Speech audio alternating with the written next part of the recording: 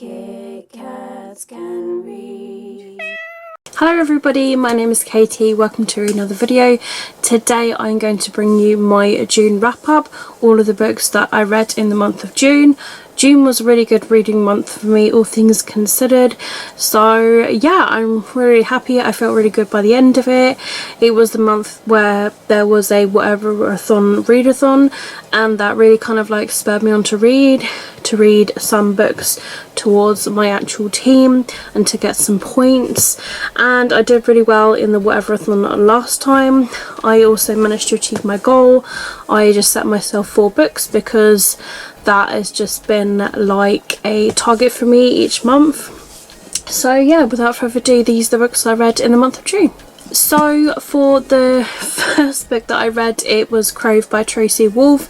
This is the first book that is in this series, the Crave series, and yeah, so it's kind of like compared to Twilight. I read this for my book club, which is the Late Night Bookworming book club, and I will leave a link to the live show in the description below if you would like to check that out. But this went for the prompts of one word title, different format, and I think recently hauled.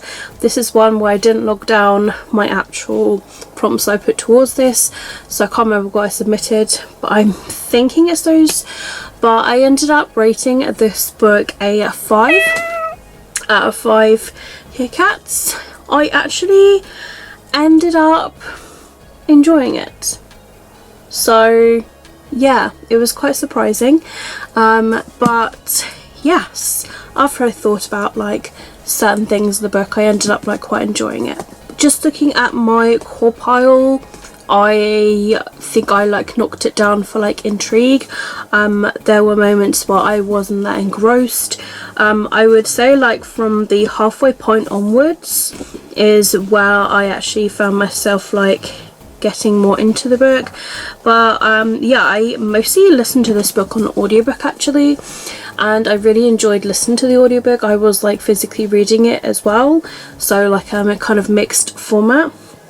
But yeah, it's basically about this girl called Grace, and she ends up starting at this academy. It's called the Catmere Academy. Basically, us as a reader, we soon discover it's got like quite mysterious characters at this academy, and because it's pitched a bit like Twilight, we can only guess that there's going to be vampires and werewolves in it and supernatural beings, and there's definitely an element of mystery. You don't really find out like about people and things until like towards the end really, but basically it's an elite school for witches, shapeshifters and vampires. So Grace is really curious and she has no idea about these characters whatsoever. And yes, so they have to decide who they can trust, who they end up like falling for, and all that sort of stuff. So yes, there were certain like cliffhanger bits in this as well, but yeah, I ended up really enjoying it, and I've already got the second, the third and the fourth book. Books 5 to 6 comes out the end of this year, so I need to catch up really. But yes, at some point I will dive into the next book to see what happens next. But yes, I look forward to continuing on with this one. And then I picked up off of my currently reading pile, and I ended up completing Baby Love by Jacqueline Wilson, which is Jacqueline Wilson's latest book. Although she has written one ever since this one, and I think it's just come out, and it's the Magic Faraway Tree, I think. But this was like her latest like teen book. So this is basically about this girl, and she meets this foreign exchange student called Leon, and they end up having unconsensual sex. She doesn't know what is going on, she's never had it before, and he ends up like kind of disappearing, and the next minute, you know, she ends up falling pregnant. And this is about pregnancy in the 1960s and just pretty much like what happens and what happened to females.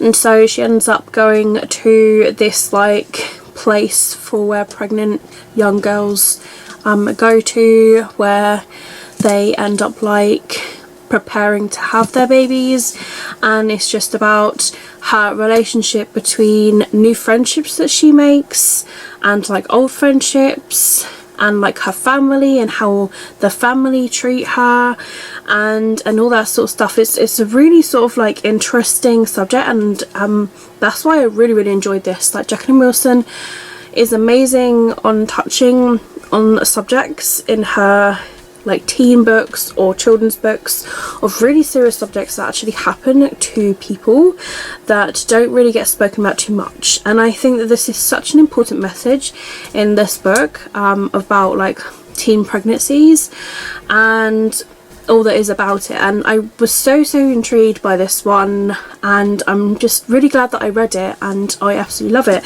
I ended up taking this book to Yalk actually. This was my decided book to take for Jacqueline Wilson, and she very kindly signed it for me. So yeah, I'm really happy because I'm obviously going to keep this one, and that's why I decided to get it signed as well. Yes, I think it's great, and I will probably end up rereading it in the near future. I look forward to more of Jacqueline Wilson's books, but yes, I ended up giving this book a ultimate Katie star actually, an all-time favourite, and I think this is my favourite book of the year so far because of like how much this new book has like impacted me. And you know when you just finish a book and you just feel like, wow, that was such an amazing book. And yeah, I really think more people should read this book. And yeah, I can't believe that I'm still reading Jacqueline Wilson books now when I read her when I was less than 10 years old, and here I am at the mere age of 32 and I am still reading her books. Like, it's crazy, and I'm still really enjoying her books. For Baby Love, I put this towards the prompts of favourite genre on a previous TBR and the colour pink on the cover. Baby Love by Jacqueline Wilson.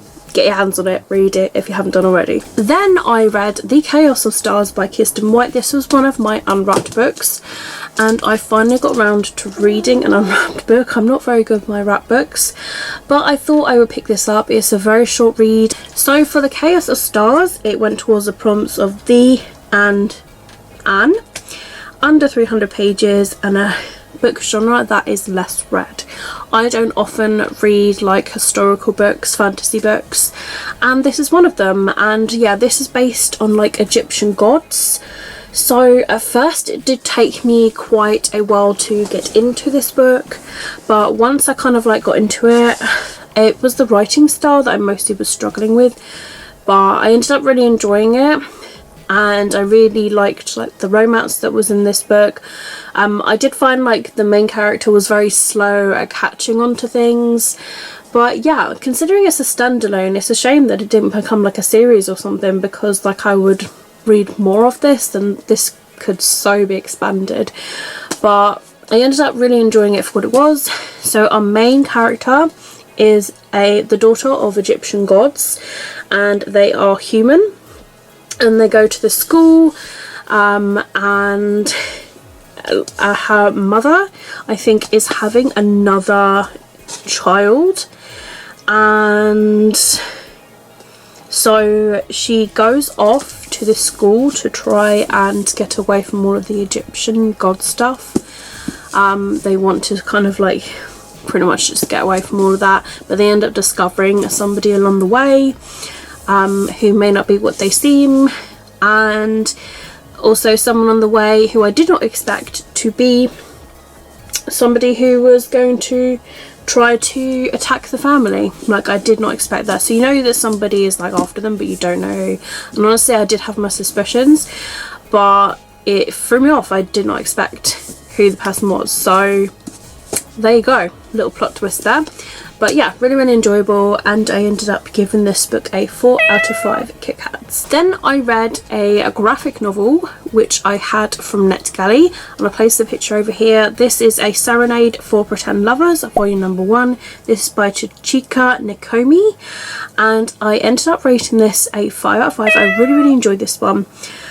This is for, it go toward the prompt of the and a under 300 and different format, so I thought I would put that towards some prompts as well. So this is the story about Akari, and they work at a TV's like studio, and they witness their boyfriend cheating on them, and then they get involved into this musician's life, so they have to do like a kind of like documentary on it, and this musician then wants them to kind of like be their, it's almost like fake dating sort of situation. So that is pretty much it.